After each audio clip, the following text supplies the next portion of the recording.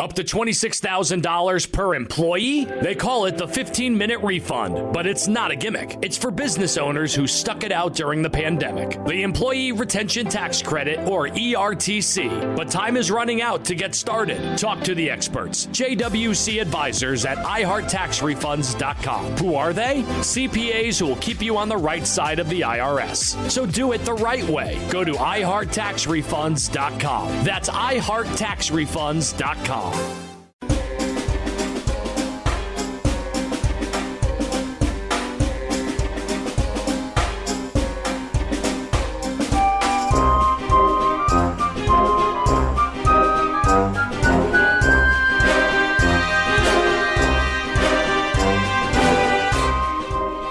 world, you're listening to Strategicon, your window to all things security and foreign affairs. In recent times, it has often been said that technology is the new battleground, more particularly the technology of cyberspace. But what is this terrain? For all intents and purposes, the topography of cyberspace is invisible. We know cyberspace exists because our personal devices are all plugged into it. We shop on it, we conduct communications and trade through it, and criminals scam us on it. Cyberspace, while not tangible in any meaningful sense, is real because we reach out through it for goods and services and to propagate information. There is not a thing that is untouched through this medium, and, over time, our clothing, apparel, and other deeply intimate items will be connected and networked through it. Should this be a time of celebration of technical wonders or a commiseration of lost humanity? Cyberspace is largely an unregulated domain. Governments do not own or control it. Russia, in an exercise of modern authoritarianism, ruminated over shutting down the internet in order to see what would happen were Moscow to throw the kill switch. Closing Russian citizens off from the global internet in favour of a walled-off national intranet would allow Russian authorities to control any message and keep the political elite isolated from attack or criticism. The People's Republic of China heavily restricts the global internet in favour of its own national platforms with a similar endpoint to the Russians in mind: regime survival. So should the global internet be a free global commons to be used by government, citizen, criminal, and terrorists alike? Are authoritarian states wrong in casting the global internet as a threat to national security and regime survival? In this episode, we'll be joined by Sage International Australia's latest member, Senior Associate Peter Warren. Peter is a multi-award-winning British journalist who has dedicated much of his professional life to understanding the interplay between people, technology, and societies. Peter has his own internet-based think tank called Future Intelligence and a radio technology program called Password. And today, we are happy to have him on Strategicon. Hello. Hello, Peter. Thank you very much for joining us. Thank you for having me. It's a great pleasure.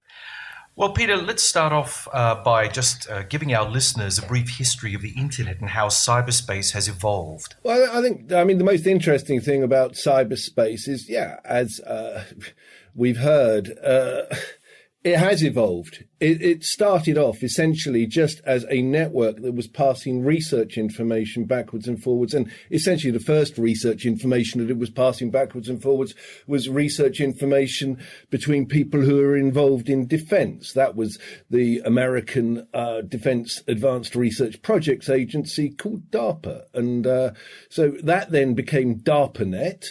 From there, they suddenly felt, just because of this research that was going on, that it would be useful to extend this into the academic community.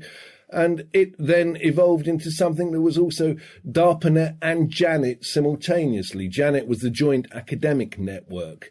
Then something very, very important happened, which was that Sir Tim Berners-Lee came up with an indexing system for the internet. Because before that, all that you could do was send information to one person and another. You couldn't interrogate other computers because you didn't know what was on them. So when Sir Tim Berners-Lee, and I think his mother was a librarian, came up with this system, it allowed you to remotely interrogate computers. One of the things that was very interesting prior to that was there was no security at all on any of this. So what you could do, and what groups of German hackers did in the cuckoo's egg case, they went onto NATO computers and pulled as much information as they could and then went through it afterwards.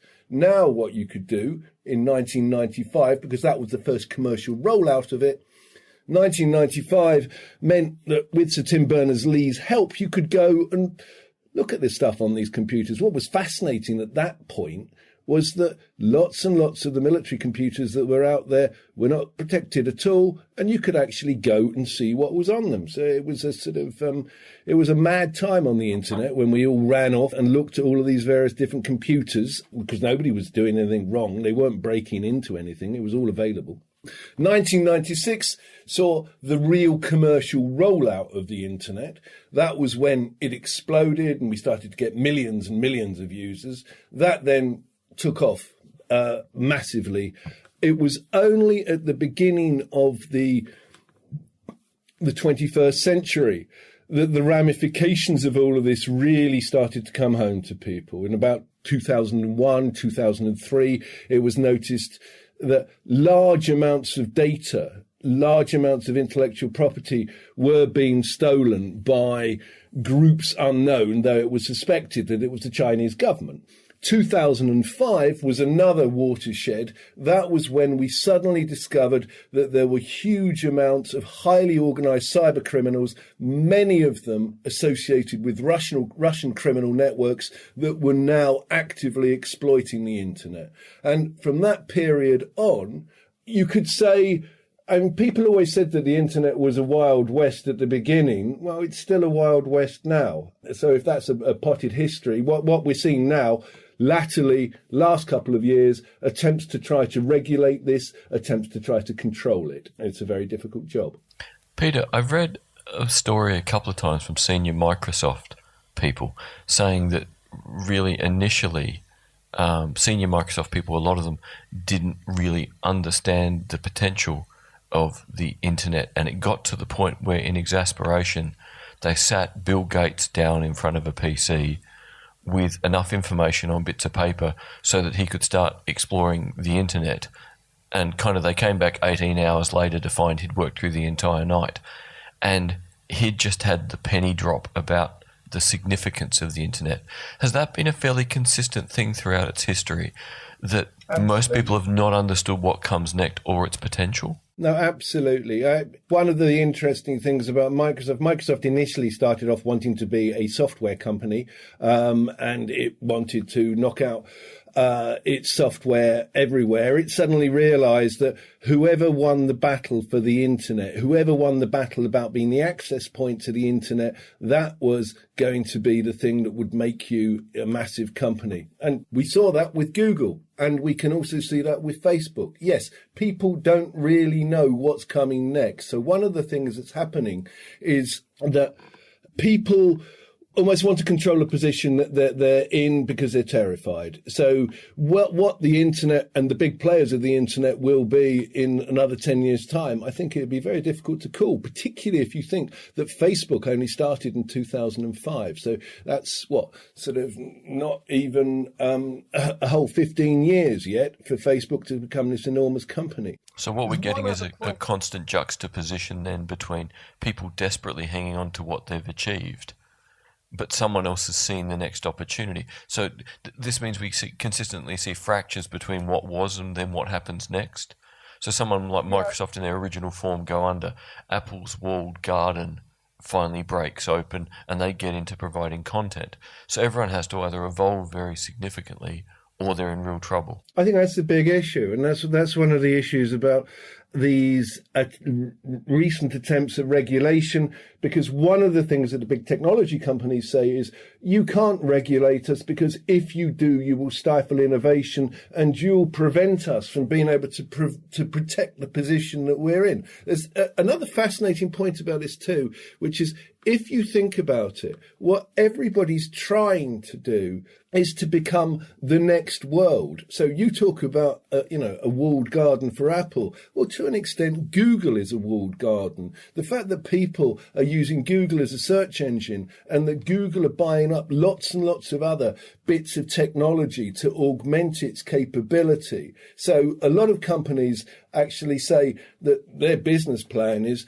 build something and then see whether they can get taken over by Google. So in a sense, you've got Google making the high streets and other companies trying to come up with the Google trees and all of the other bits and pieces that we see in our world. So that's the way that you try to protect yourself. But at the same time, death can be fatal. I mean, you're talking about ecosystem extinction. Pete, if I could just say something with regard to this whole regulatory issue. Look, if we go back to the recent Christchurch incident, there was a lot of complaints leveled at YouTube for not having been quick enough in taking down the live feed of the terrorist incident. And again, it's great to be able to criticize the system from the outside looking in, saying that there is a moral imperative for these companies to do the right thing in terms of the public. But when you're predicated on freedom of information in its fullest extent, how then do you expect these companies to actually obey any form of regulatory authority? I mean, is the idea of regulating the global commons of the internet even possible? I actually think it is, because it strikes me that there's a regulation that already goes on, and that regulation is the ability of very, very large technology companies to work out how much they're owed and where and how to collect that money. So they must have some way of monitoring the pages and monitoring who's serving up where and when, because obviously one of the reasons why some of the adverts are attractive, particularly with Facebook, is because they're serving them, as if we understand this properly, to the people who need them. So they know where they're going, they know how to collect the revenue. If they can do that, then I'm fairly sure that what they can do is also prevent material like the Christchurch material from going out. And there's another very interesting point here, which I don't think very many people have noticed. Last week in the EU, on Monday, the EU passed a law that said all material like that had to be taken down within an hour, and if it didn't, they would take 4% of your global revenue. It'll be interesting to see how the large technology companies will respond to that. Yeah, it's a fantastic combination to link content and profit. It's going to have an immediate impact. My thing I was thinking about then as you were talking about that is we have the example in the West of we don't want to bear the cost or involve the number of people of doing regulation for violent material or stuff like that. If we look at China and its ability to regulate behind the Great Firewall of China, it simply comes down to how many people and how many machines you want to put on the task. So at some level this is really more an issue of commitment than anything else, isn't it, rather than a technical issue? Of course. It's interesting that in Germany, for example, Germany have very, very stringent rules on what can and can't be on Facebook. And so as a result of that, I'm not sure that I'm giving the exact accurate figure here. I think it's a fine of around 750,000 euros for that material. So coincidentally, the most people who are monitoring that content in Europe are in Germany. So this thing of putting enough people, putting enough machines at it seems to work. The other point to make about this, David, is, we're being told that AI is going to take away a lot of jobs. Well, we're also being told that technology will start to generate a lot of new jobs. Probably, potentially, these are the new jobs at the moment. Pete, in February, Russia said that it wanted to switch off the internet briefly in order to test its cyber defenses. But we know the People's Republic of China, who doesn't really have the greatest relationship with the global internet, has already done its part in trying to regulate the inflows going into China by favoring national platforms over and above whatever comes from Western sources, for instance. So when we're talking about, regulation, is regulation something that ought to be a national effort, or should it be, or could it be a global thing? And if it is going to be a global architecture, who's going to be running it? I think there's two things that are going on there. One is there is, for want of a better expression, there's a global Cold War going on, or you've essentially got groups that are wanting to take back control of their infrastructure. The Russians and the Chinese are aware that a lot of the server infrastructure for the internet goes through America. They don't like that. So one of the things that the Chinese have been enormously successful about this, they've got their own search engine companies, they've got their own social media companies, they control their own telecommunications. They've got a complete entire package. They've got their own auction sites, etc. The entire package the Chinese have. They're wanting to take back control. In Russia, the thing that the Russians are doing is not their exercise there was to map what Russian internet activity looked like. They wanted to know what Russia looks like on the web without anyone else in there, so that they can get a picture of what is Russia normal and what Russia looks like if other people are in there. That's a very good idea if you want to know what surveillance is going on in your country. So that's pretty smart. The other thing that the Russians are doing is they're wanting to develop their own search engine technology. They tasked Kaspersky to do this, and Kaspersky has also, like Huawei, the Americans say they don't want Kaspersky, which is a Russian antivirus company. They don't want Kaspersky in America. They don't want Huawei in America. You're seeing this nationalism that is going on. And so the thing about, being able to control your own borders within cyberspace, yeah, that's happening too. That attempt at social control, for the Chinese, that's much, much more important, because at the moment, Xi Jinping doesn't actually want to have much sort of social political discourse going on. So that's one of the reasons why he's interested in controlling his own social media, because he doesn't want any challenges to him politically and a political debate to go on. But you've also got to sit there and think, hang on, how useful is it to cut ourselves off? China was cut off from the rest of the world for ages and ages and ages under Mao, and that sort of purdah ceased in about 1974 with the peace initiatives from Kissinger, Edward Heath, with Xi Jinping, and a mutual exchange of pandas. So cutting off your self from the world isn't a good idea. But what the Chinese are trying to do, for example, they're trying to cut themselves off on their terms. They will still want to be able to go out onto the internet, see technical information, see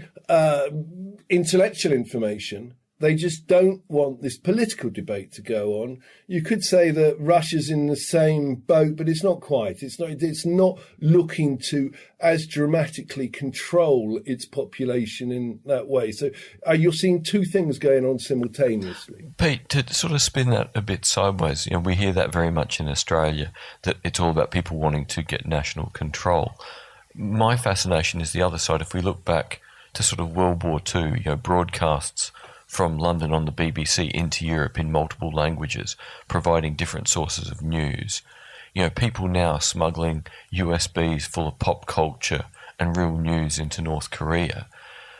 What is the state of play? Does anyone have any idea for doing the opposite to closing nations off? Has anyone worked out how to breach in and just splash controlled cyberspace full of international content, international news? Is there essentially a movement to make it harder for the Russians and Chinese to have that cyber nationalism they want? I think one of the things that you have to look at with that, David, is what happened during the Cold War? What happened when people did try to put those walls down? We're talking about an information age now. and not the old phone age that was. This is an information age where you can readily move material around, as you say, on USB sticks. You can move it around on devices that are even smaller than USB sticks. So it's very difficult to control data coming in that form. In terms of the data that people are looking to control, and if you say if Russia wants its own identifiable geographical unit, yeah, I mean you can control that in the same way that the Russians used to control Pravda and the other Russian networks during the Cold War. But again, I think it's sort of difficult, because so long as you can guarantee that you can watch that material in a environment which is not connected to the internet, then you're away. And I mean, that might sound a little sort of far-fetched, but in the wake of some of the recent attacks that have gone on, for a period of time, some of the embassies around the world started to use typewriters again for information, typewriters and faxes, because it was a more secure method of sending out information than the records that would appear to have been impugned by people like Snowden. Yeah, my interest in this stuff is sort of a bit different in that I'm blind, so I use a lot of adaptive technology, and the online space makes my life just so much easier. And I'm running sort of machine learning technology on my phone and my laptop that can just look at a photo and, with the processing power on board, make sense of it and describe it back to me in reasonable detail. So if that's available to me at a little area, a little level of an individual on conventional equipment, it just seems that for everyone trying to secure something, there could just as easily be someone trying to circuitously go around it, make everything more free, make everything more flexible. And that we are truly, like you said at the beginning, still in a wild west where each time anyone tries to lock something down, someone else sees an economic opportunity or an opportunity to be a spoiler and destabilizes whatever's already been set up. Sure, yeah. I mean, we are in... That's one of the big problems about where we actually are, because we're in a world that the intelligence agencies love. We're in a world of smoke and mirrors. It's like, to use that phrase from Macbeth, nothing is but what is not. You might think that you're at the top of the pile, but then suddenly a good example of that was the MiG-23 that was brought down by the pilot in Japan. Everybody looked at the nose cone. It was either a MiG-23 or a MiG-25. I can't remember offhand. But everybody looked at the nose cone, which was full of valve technology, and everybody started laughing at the primitiveness of the Russians. And they suddenly realized that it was HERF and EMP proof. Yeah, which is a wonderful moment to be in. I suppose the thing of getting to the point of smoke and mirrors there, it's taken it to the next logical step. And I was having a conversation yesterday with one of my students at the University of Adelaide, and he was going, the problem with trying to understand cyber as a student is in this world of smoke and mirrors, nothing goes bang, nothing blows up, nothing makes the attack obvious.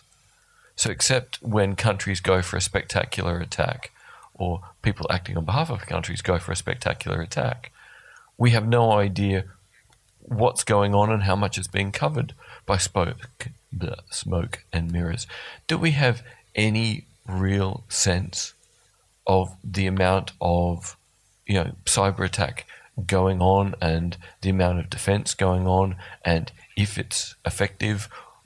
Are we essentially seeing low level constant cyber violence bubbling along in the background of the internet, and we just don't know how to understand it, make sense of it, or unpick it? No, absolutely. But one of the other things about this is, again, it's the phone age. In the phone age, the generals like big bangs. They like to see things blown up. They like to see deterrence in those terms. That's not exactly how you're necessarily going to win a war in the information age.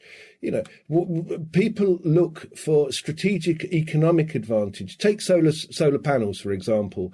For a long time, the Americans were incredibly worried because all solar panel production had gone to China, because China could do it at scale and they could do it very, very cheaply.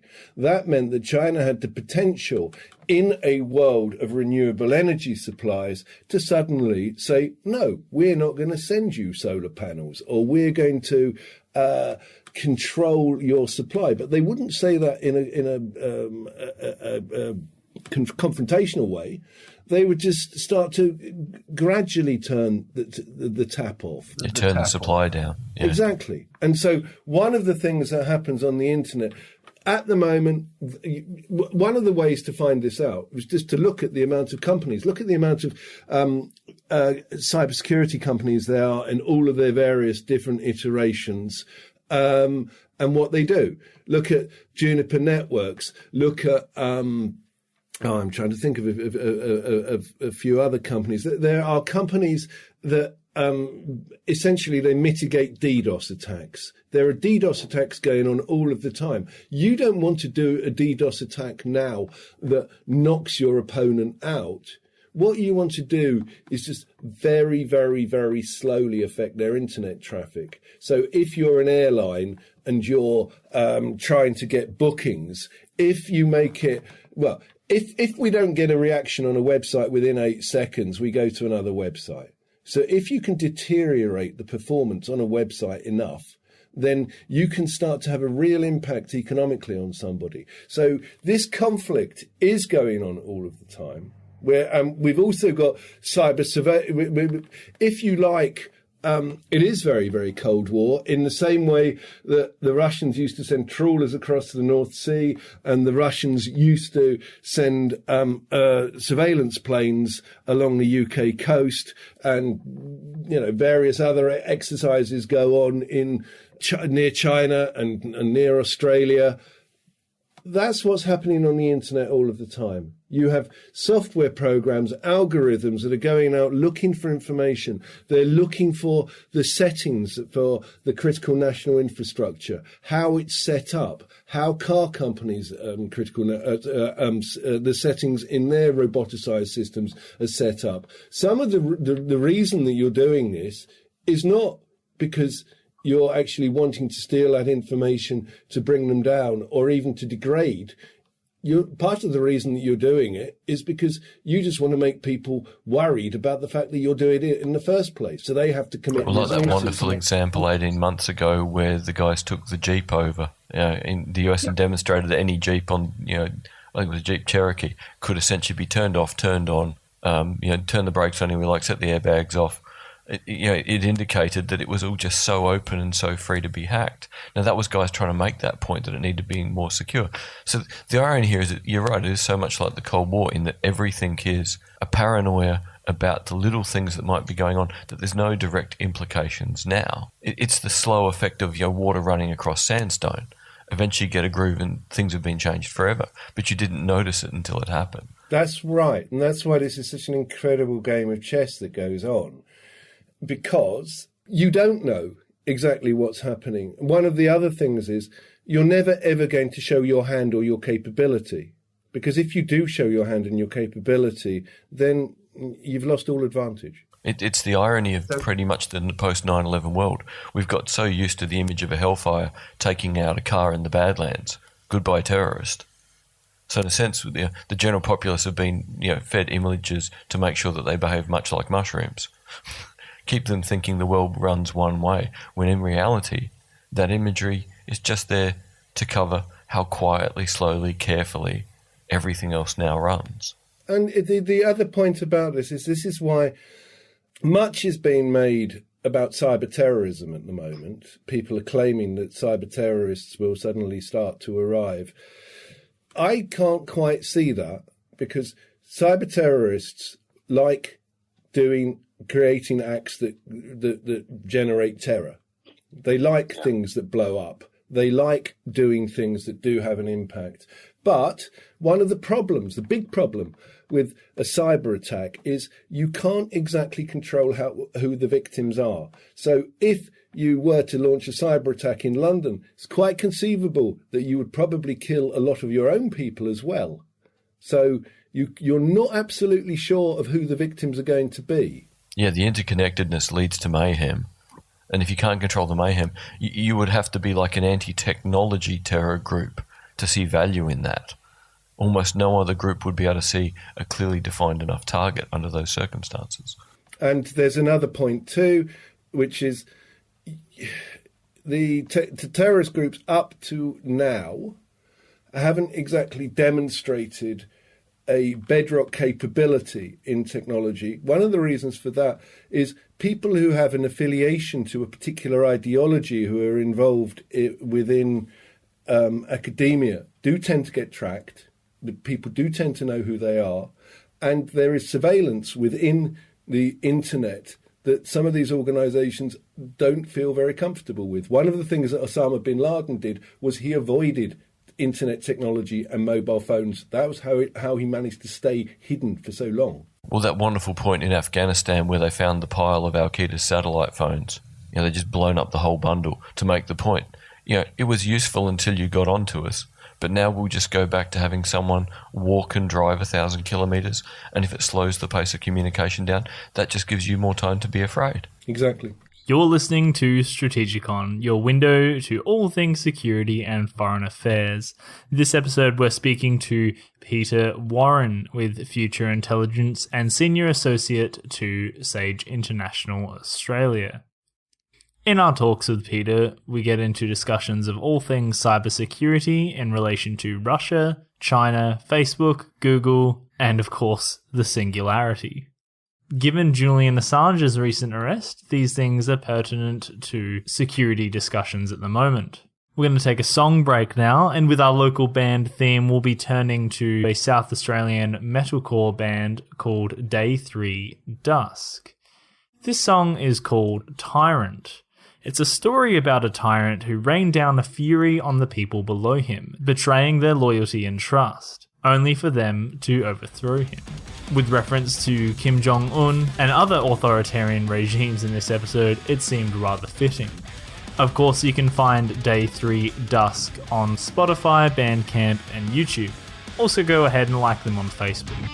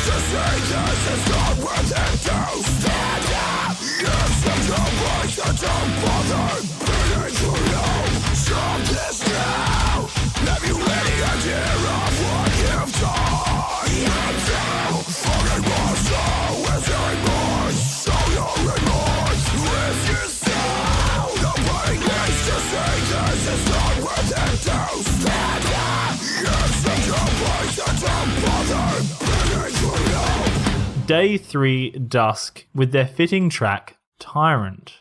You can catch them on YouTube, Spotify, and Bandcamp.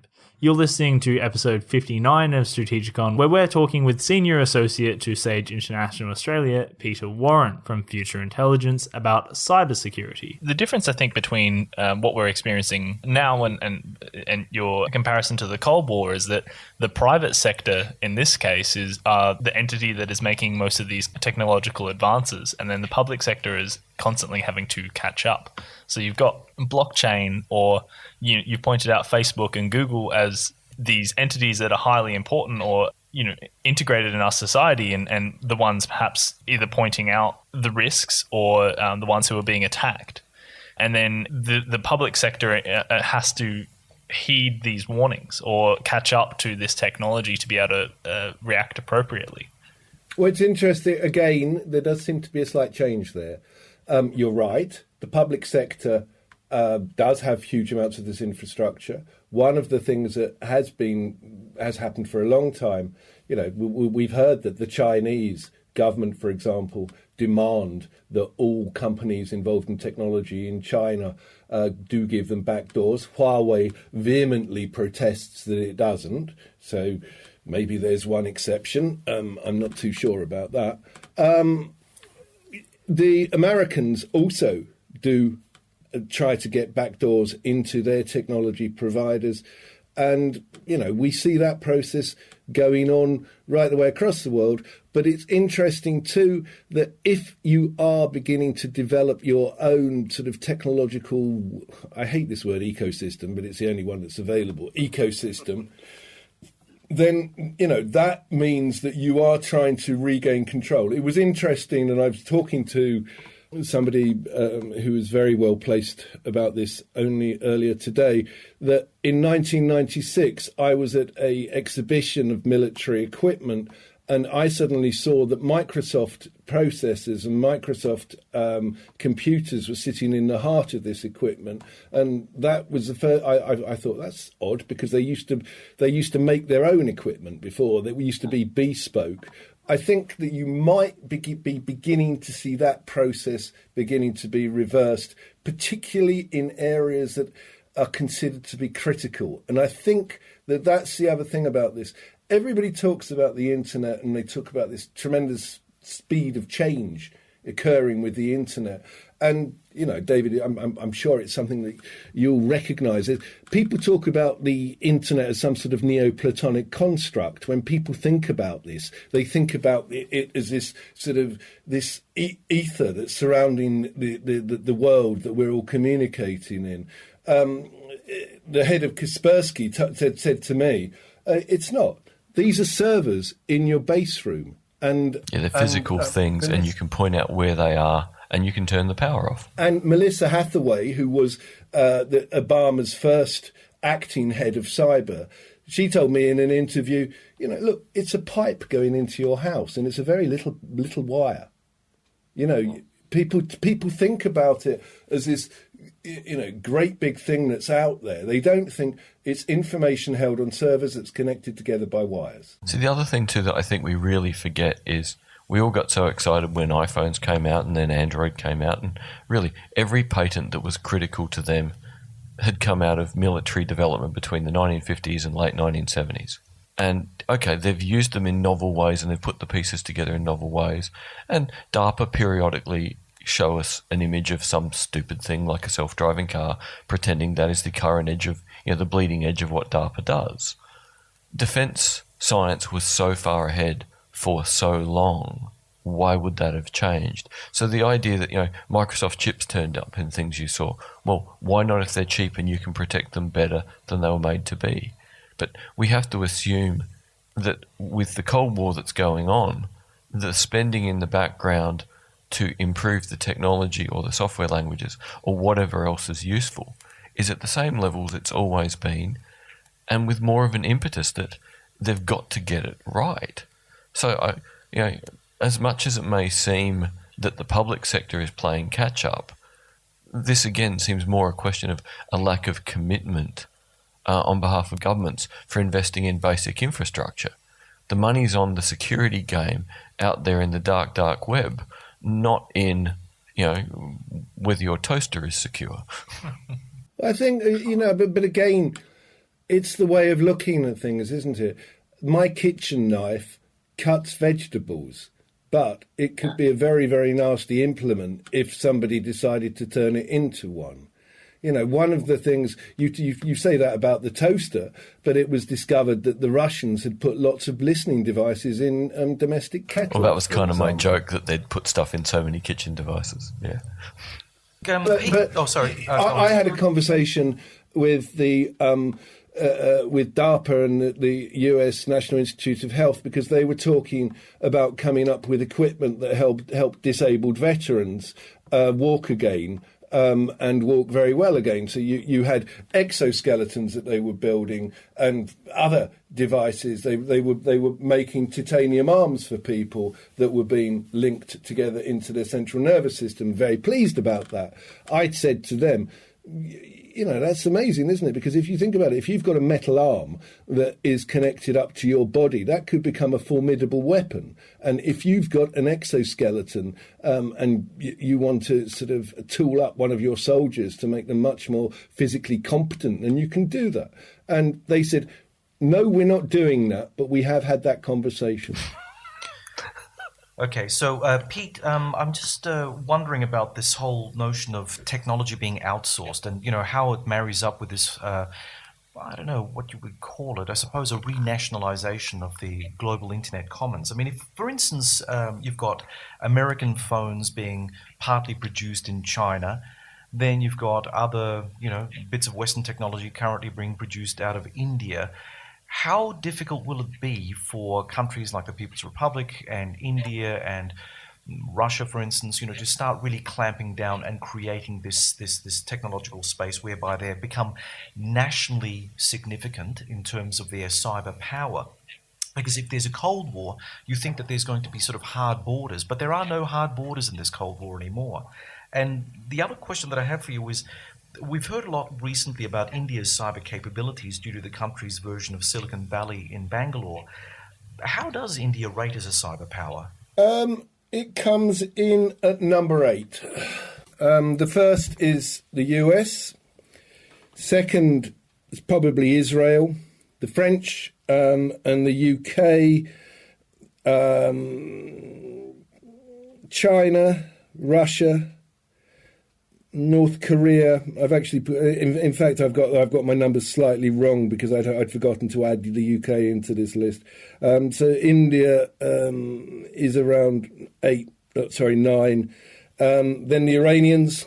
So and why are the Indians in that position? At the moment, the Indians have numbers, but they don't.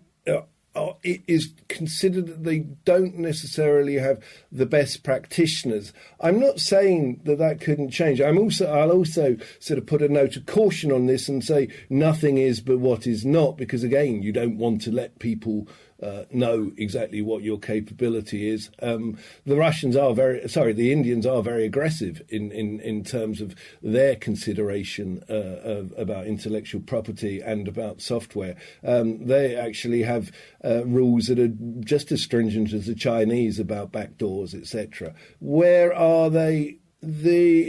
One of the big problems that is felt about both the Indians and the Chinese, and we did see that in the analysis of the software, the Huawei software that was in the UK telecommunications network that was recently analysed in a report by the GCHQ centre responsible for looking at Huawei. The problem is that a lot of the software is pretty shoddy. There's not much in the way of version control on it.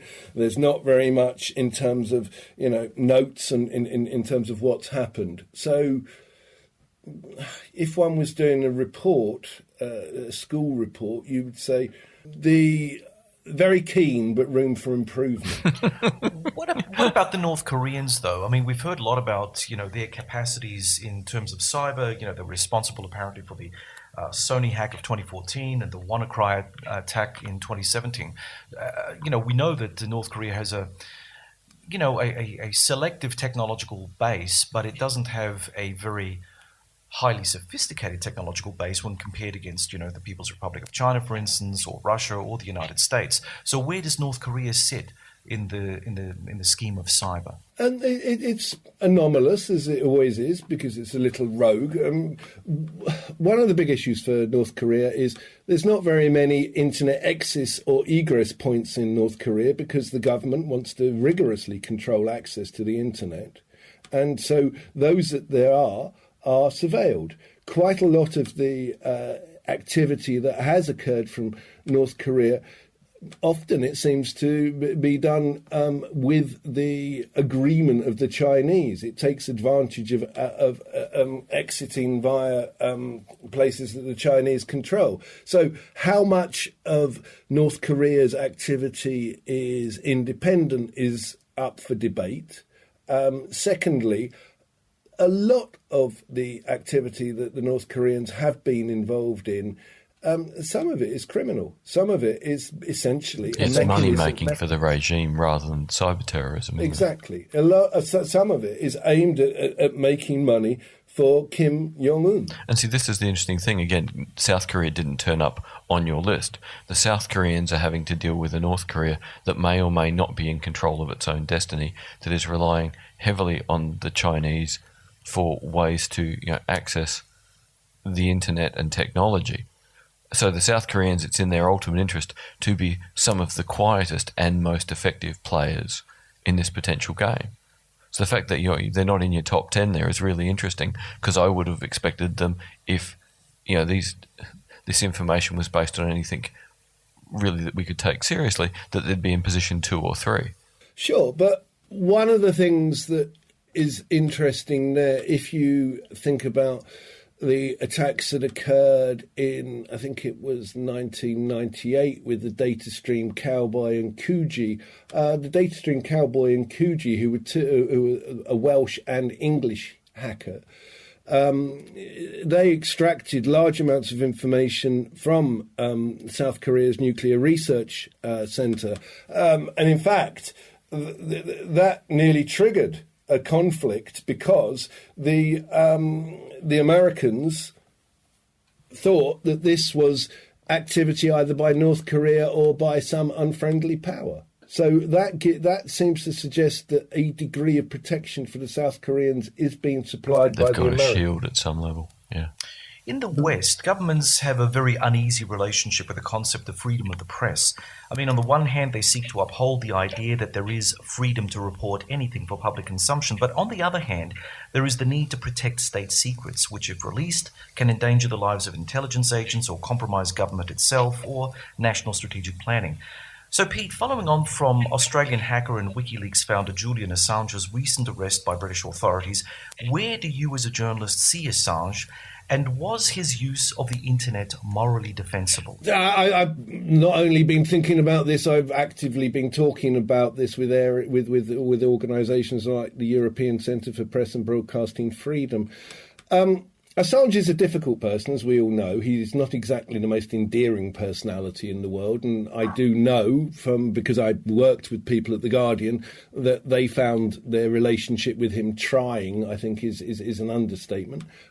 Assange was a journalist when he was getting information from WikiLeaks and he was making that available. So he needs to be protected as a journalist to that extent, because right back in the early days of all of this, back in 1991, I went along to one of the first hacking conferences and said that the hackers needed to get involved with journalists, that we should form an unholy alliance.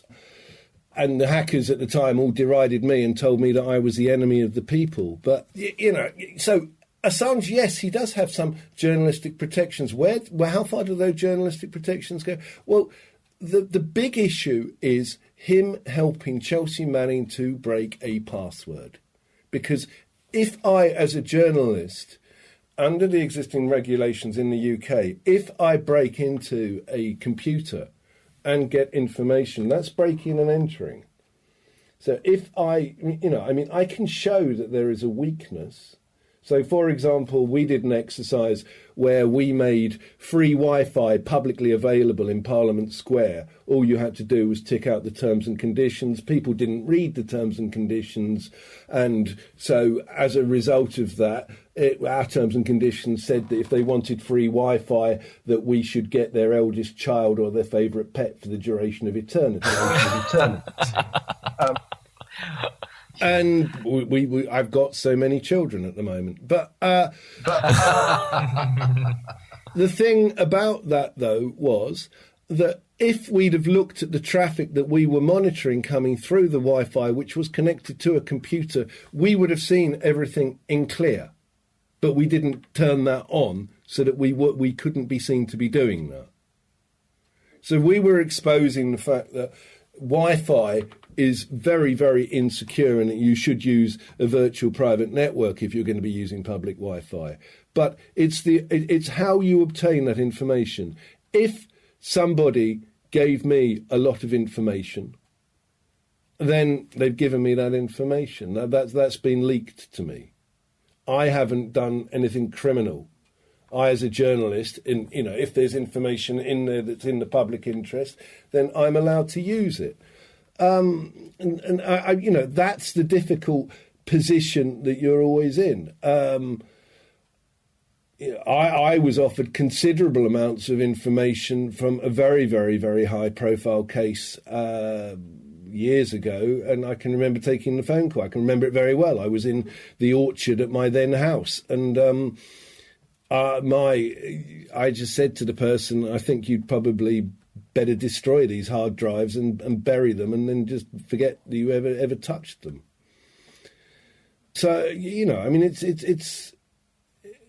it's a difficult choice. Because in a sense, if you're receiving information from someone that you know, and you know that they're involved in what is arguably a criminal activity, then you're in a slightly difficult moral position. If that information just suddenly arrives on your website, then that moral position isn't as bad. Yeah, it's the difference of finding it versus being given it and what you know about where it came from. And that's the point, as you said. Yeah. Assange helped someone crack a password. He actively was engaged in the process of breaking the law to gain access to things he had no right to. As a criminal, effectively, what should his punishment really be? I mean, he'd be looking at, if he gets extradited to the United States, he'd be looking at all kinds of things thrown at him, which would see him probably in jail for the rest of his life for what was committed. Yeah, I mean, the particular fine point that they're going after Assange on is that helping break the password, because they know that's where they can get him. Extraditing him, let's look at McKinnon, for example. McKinnon physically broke into American military computer systems and took data.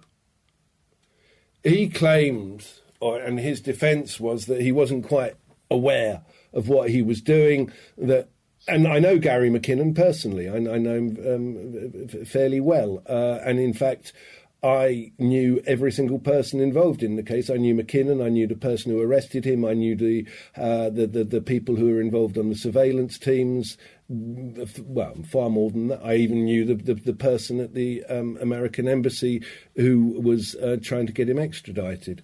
On the McKinnon case, he successfully argued that he wasn't really aware of what he was doing, and that the penalties that were being proposed, 87 years in jail, were completely unfair.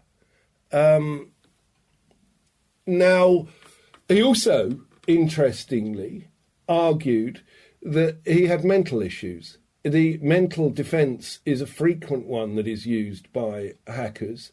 And it's not without its merits either, because a lot of hackers do tend to be autistic. They do tend to be that they like doing repetitive things, trying different sequences, looking for patterns in data. And I think you could argue that the Assange sort of fits that profile. How patient courts are going to become in the future with that defence of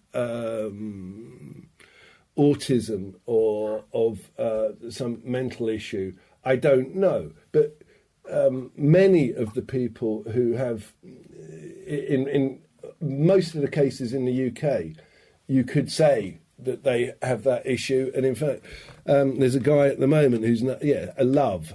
I can't remember his first name, but he is claiming that he has either Asperger's or another autistic condition. Laurie Love. Pete, in 2015, Ray Kurzweil first predicted that humans would transcend biology and merge with machines in what he termed the singularity.